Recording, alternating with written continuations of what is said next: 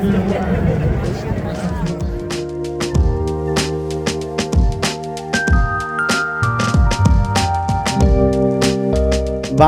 ক্রীড়া ইতিহাসে এক নতুন দিগন্ত খুলেছেন আরিফুর রহমান। মাত্র 5 দিনের ব্যবধানে সম্পূর্ণ করেছেন 2টি আয়রনম্যান, যা ক্রীড়া বিশ্বে এক বিরল রেকর্ড।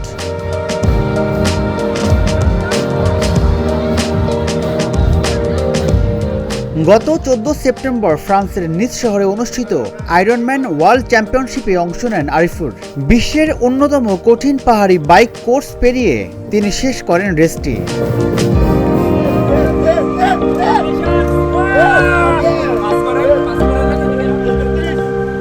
কিন্তু এখানেই শেষ নয়। মাত্র 5 দিন পর 20 সেপ্টেম্বর ইতালির এমিলিয়া রোমাগনায় অনুষ্ঠিত আয়রনম্যান ইতালিতে তিনি আবারও অংশ নেন।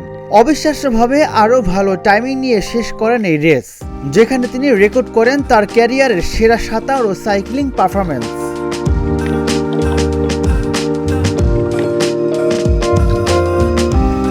আয়রনম্যান মানেই বিশ্বের অন্যতম কঠিন এন্ডিউরেন্স স্পোর্টস।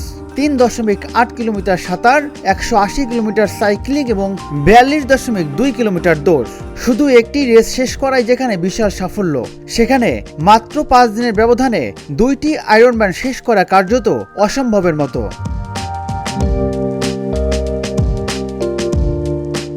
শুধু তাই নয়, চলতি বছর তিনি অংশ নিয়েছিলেন ক্যাস্টাল আল্ট্রা 100 কিলোমিটার আল্ট্রা ম্যারাথনে, যেখানে 9 ঘন্টা 32 মিনিটে ফিনিশ করে স্থাপন করেছেন বাংলাদেশের নতুন রেকর্ড।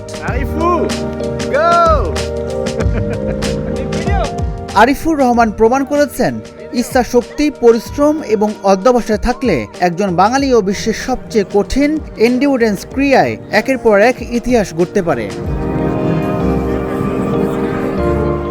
রাজিবুল ইসলাম, ঢাকা জার্নাল।